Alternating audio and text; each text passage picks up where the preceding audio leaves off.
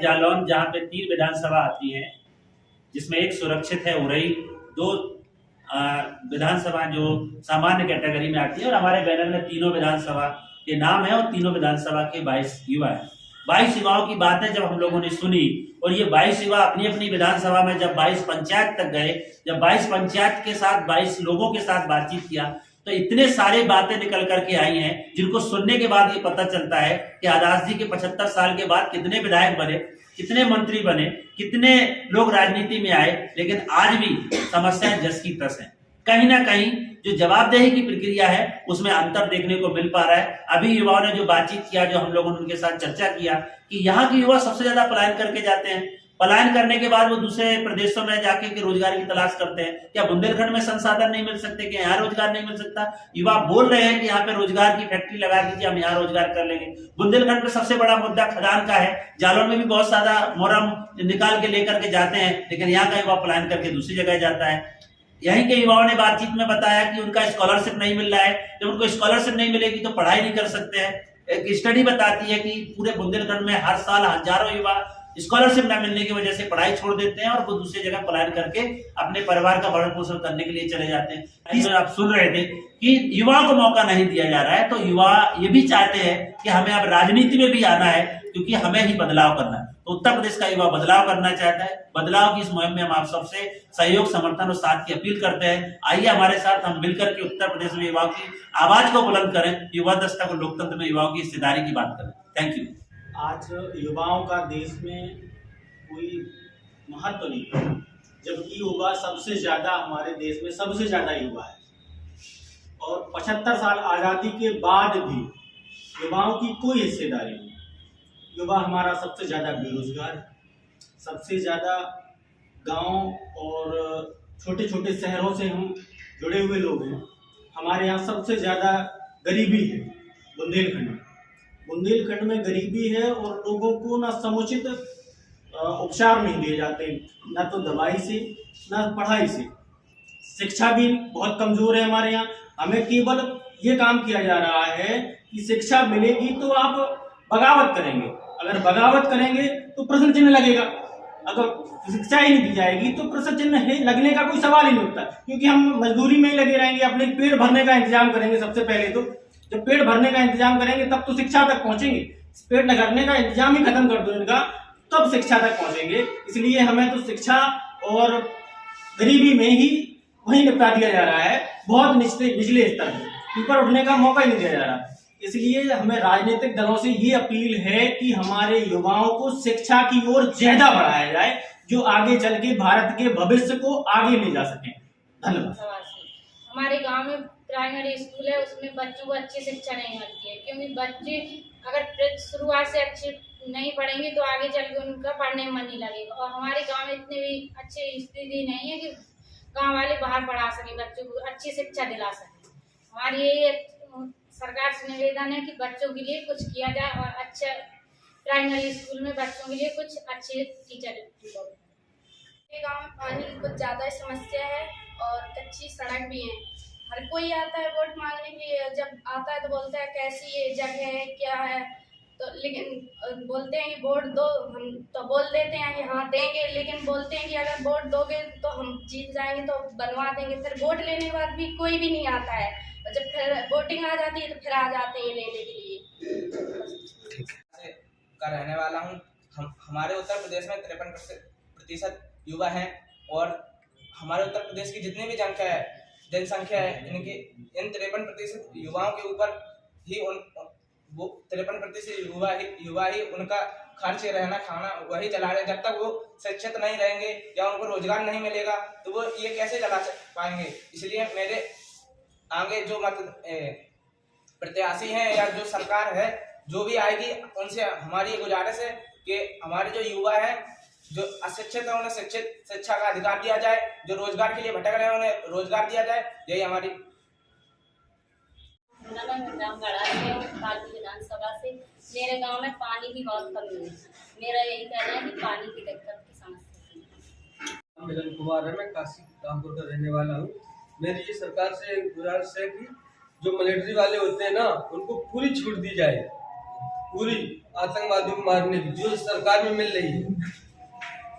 फिर यही बस मेरे घर के बाहर कूड़ा कचरा डालते हैं सभी लोग। मेरे नेता और प्रत्याशी से यही है कि मेरे घर के सामने से कचरा वचड़ा सब हटवाएं, और कचरा डालेगा तो स्वस्थ नहीं रहेंगे हम लोग। और बाहर मतलब कूड़ा डलता है तो सब आगे सामने आती है तो मेरे इधर आती है, सब पूरे गांव का डलता है। यही अपील है प्रत्याशियों से और देश के नेताओं से कि वो हटवाएं और साफ सुथरा रखे गाँव सुरक्षित। मेरा नाम मधु है, मैं ग्राम सरसई डेरा से हूँ और मेरे गांव में सबसे ज़्यादा मतलब शिक्षा की दिक्कत है और सड़कों की। और मेरा नेताओं से निवेदन है कि मेरे गांव में शिक्षा और मतलब सड़कों का समाधान निकालें। मेरा नाम ब्रजेश कुमार पाल है, मैं कानपुर विधानसभा से हूँ।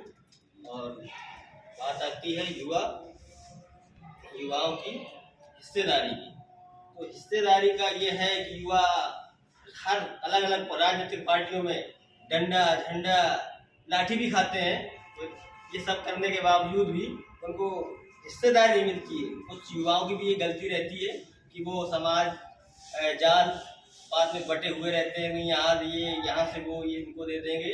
युवा अपनी शक्ति को पहचान नहीं रहा है। तो मेरा यही कहना है कि युवा अपनी हिस्सेदारी की मांग करें और यहाँ पे विधानसभा कानपुर और माधवगढ़ और उरई, यहाँ से सारे युवा ही प्रत्याशी उतारे जाए। बहुत दिन से देख रहा है, बहुत कई पंचवर्षियों से देख रहे हैं, सब बुढ़े पुराने आ जाते हैं और बीमार हो जाते हैं, सालों क्षेत्र में नहीं जाते हैं। युवा कम से कम 500 किलोमीटर मोटरसाइकिल रोज चलाने की क्षमता रखता है, वो कार्य कर सकता है। इसी के साथ मैं वाणी। तो मैं आने वाले राजनीतिक दलों एवं जो आने वाले प्रत्याशी हैं, जो सरकारें आने वाली बनेगी, मैं उनसे अपील करना चाहता हूं कि जो युवा हमारे हैं उनके लिए थोड़ा गौर करें, उनको ध्यान में रखें। आजकल युवा बेरोजगारी का गुलाम होता चला जा रहा है, मानसिक रूप से गुलाम होता चला जा रहा है। मैं अपील करता हूं कि ये सब ना करके युवाओं पे ध्यान दें और आगे इनके जीवन के लिए, इनके जीवन संघर्ष के लिए गौर करें। धन्यवाद। मेरे पिताजी को फर्जी केस लगाया है, उसका अभी तक न्याय नहीं मिला है। 3 साल से ऐसी भटक रही हूँ, कोई न्याय नहीं मिला। मेरा कहना है नेताओं से कि मुझे मेरा न्याय मिले। मेरी सरकार से ये अपील है कि इस समय जो युवा है वो देश की एक रीढ़ की हड्डी की तरह कार्य कर रही है। यदि रीढ़ की हड्डी ही कमजोर होगी तो मनुष्य कैसे खड़ा रह सकता है। इसी प्रकार से अगर युवा बेरोजगार ही रहेगा, कुछ कर नहीं पाएगा, तो वो अपनी समाज को, अपने घर को कैसे सुरक्षित रख पाएगा। राजनीति में कोई परिवर्तन चाह रहा है। हमारा युवा किस प्रकार से किन किन चीजों को लेकर के चाहता है कि परिवर्तन हो, युवाओं की कहाँ हिस्सेदारी हो, या हमारा युवा उस चीज में संतुष्ट है कि हम पार्टियों के झंडे उठाएंगे, डंडे उठाएंगे, बैनर उठाएंगे, या हमारा युवा चाहता है कि हम राजनीति में अपना प्रतिनिधित्व करेंगे, राजनीति में आगे आकर के हम सामाजिक परिवर्तन करेंगे।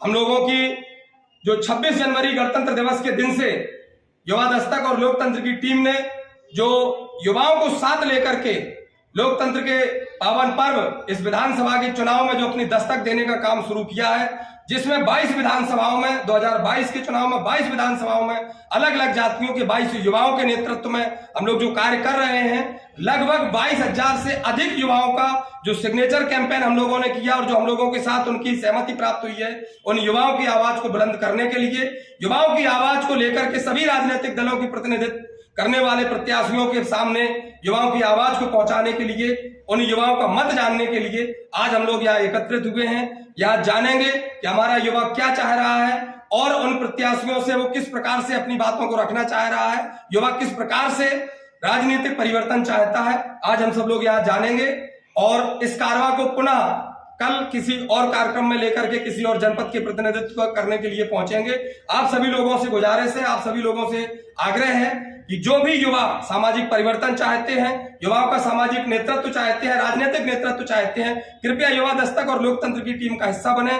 पेज को लाइक करें, ट्विटर पर फॉलो करें और अपनी आवाज को बुलंद करते रहें। जय संविधान। रोजगार के ऊपर, सुरक्षा के ऊपर और जो स्वास्थ्य के ऊपर, ना कि किसी जाति, धर्म और मंदिर मस्जिद के नाम पर। तो बस यही कहना है, युवा दस्तक और लोकतंत्र की जो हमारा जो चल रहा है, हम लोग एक यात्रा लेके, तो उसमें ज़्यादा से ज़्यादा जुड़ें और लाइक और फॉलो और शेयर करें। Thank you.